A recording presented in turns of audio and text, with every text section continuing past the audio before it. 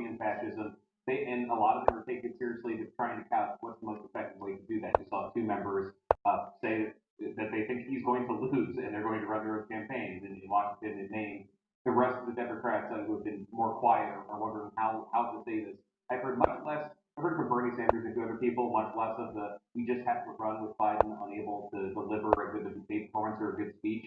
We have to work around this. Much less of that in the last few days. And flashing back to 2019, 2020 when he was winning the nomination, they were overjoyed that Joe Biden was going to lead the ticket. This really has been a night and day shift in the last week among Democrats and how they feel about him. From hoping the best for him to this panic. Right. And only one of the five, though, so far, is from a vulnerable district, right? Yeah. So you have to wonder if more of those vulnerable Dems will come out to speak. Yeah, absolutely. I mean, I spoke to Democrat in the frontline district over the weekend who's grappling with this question and may, in fact, come forward in the coming days. But look, most members of Congress are not profiled in courage. They're looking around at everyone else and they want to follow the leader. And in moments like this, when there's a crisis, a political crisis, it's every man for himself. And that is a very disconcerting and difficult situation for politicians who are used to having someone to follow and some clear path to the correct answer. And so I think when they're all together and you know, we also saw the temperature change over the course of this week, right? Immediately after the debate, it was, well, surely they have a plan to do something about this, and we're all going to watch and see what that is. And in the days after the debate, when nothing changed, and the campaign just tried to sort of hunker down and stay the course, that was when people became both alarmed and a little bit angry that there was not a recognition within in the White House of how serious this was, and they weren't mounting basically a full court press to try to turn around. So I think all has been percolating while they've been out of Washington, and again, I think it's going to be very intense. Yeah, and I think Jeff would have read in the House Democrats today reporting that Senator Warner is trying to move a group in the Senate to ask Biden to step in. Do you think that Democrats will find a consensus on their message, or are we going to kind of see this sort of splinter? I think you're going to see splintering, and it's going to be sort of chaos. I think we're in a sort of period of rolling chaos, both within the White House, within the campaign, and within every Democratic campaign, who are trying to figure out the political situation. Now, two things have been really striking about what we've seen so far. One is you just played that clip right there. They're saying, if they're now acknowledging it's more than a bad night, well, then why weren't you saying anything before? If there's questions about Biden's mental fitness, why didn't you mention it before 50 million people saw it on the stage?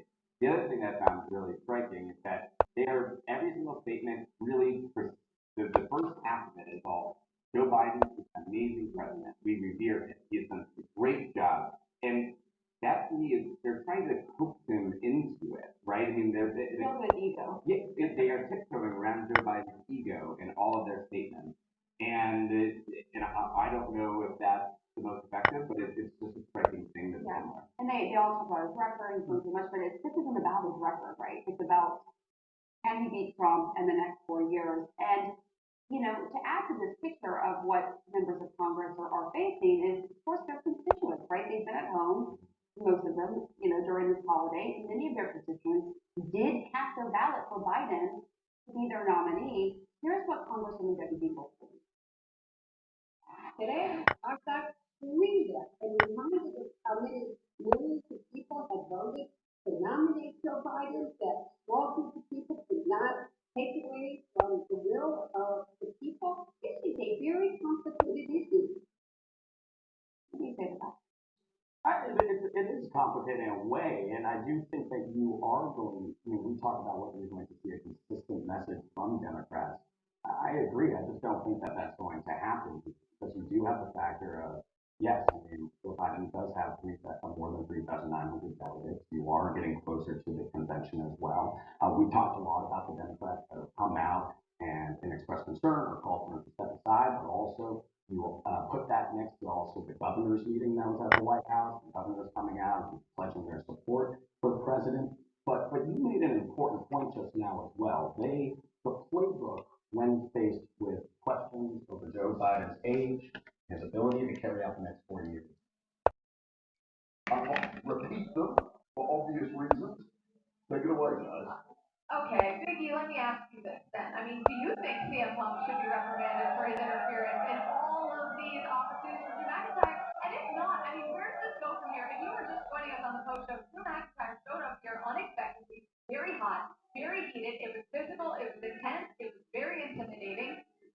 What's next? I mean, where does this end? Look, Punk has been reprimanded throughout his career. That doesn't mean anything.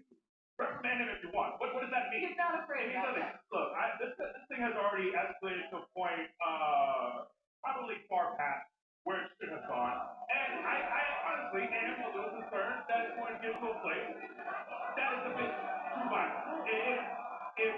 I don't think I've seen anything quite like this. Drew is a frightening human being when he's angry. And he's not letting this go. There's no way to peacefully settle this between these two. And it's going to have to end in a ring or outside of the building, but it's going to end with someone very hurt. And the problem with that is that CM Punk, as of this moment, is not cleared for in-ring action. So it can't be solved in the ring just yet. He was hesitant in his post-press conference to give us an update on his status. The WWE Universe, of course, hopes that maybe he's day-to-day at this point. I mean, it looked all right hitting Drew with the chair. But here's the thing. Does Drew care that Punk's not there? He's in the building. He's arrived in the building. He's crossed through once again. And I don't think it really matters that he's not cleared. I think this thing is escalating. I think it's a boiling point that is honestly a little bit uncomfortable. But you're fan, when you're sitting right here, it's different. How much do you think Drew McIntyre is responsible for this getting to the point that it's done? They both have a hand in it. They both are two very There's stubborn no men. innocent party here. They're stubborn men with big egos, and it has escalated, and